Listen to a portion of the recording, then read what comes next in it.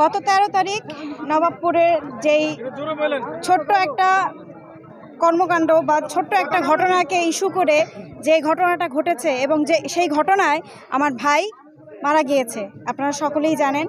আজকে আমরা সকলে একত্রিত হয়েছি, মানববন্ধনে দাঁড়িয়েছি, যেন আমার ভাইয়ের হত্যার বিচার পাই এবং বিচার চাই। প্রশাসন আমাদেরকে যথেষ্ট পরিমাণ আশ্বাস দিয়েছেন যে তারা এই হত্যার বিচারকাণ্ড সম্পন্ন করবেন।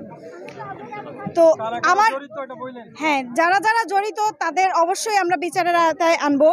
আর হচ্ছে গিয়ে এরকমভাবে যেন আর কারো কোল বা আর কোনো মায়ের কোল যেন না খালি হয়, সেদিকে আপনারা সবার সন্তানের প্রতি দৃষ্টি রাখবেন যে আপনাদের সন্তান কোথায় কি করছে, কোথায় কি কর্মকাণ্ড করছে, কার সাথে মিশছে, কোনো সন্ত্রাসীবাদীদের সাথে মিশে যাচ্ছে কিনা বা কোনো মাদকের সাথে মিশে যাচ্ছে কিনা, সেদিকে আপনারা খেয়াল রাখবেন। আমার বক্তব্য আমি এখানে শেষ করব, কিন্তু সর্বোপরি আমি আমার ভাইয়ের হত্যার বিচার চাই, ফাঁসি চাই, হত্যার বিচার চাই। আমরা যতক্ষণ পর্যন্ত এই হত্যার বিচার না হবে এই কর্মকাণ্ড চালিয়ে যাব, এই কর্মকাণ্ড চলতে থাকবে যতক্ষণ না পর্যন্ত আমার ভাইয়ের যারা যারা আছে এই হত্যাকাণ্ডের সাথে প্রত্যক্ষ এবং পরোক্ষভাবে জড়িত তাদের বিচারের আওতায় না আনা পর্যন্ত আমরা এই কর্মকাণ্ড চালিয়ে যাব।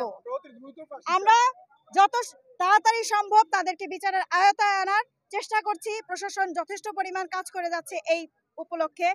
আপনারা সবাই আমাদের পাশে থাকবেন যেন এরকম ভাবে আর কোনো পরিবারকে তার সন্তান হারা না হতে হয়। ধন্যবাদ সবাইকে।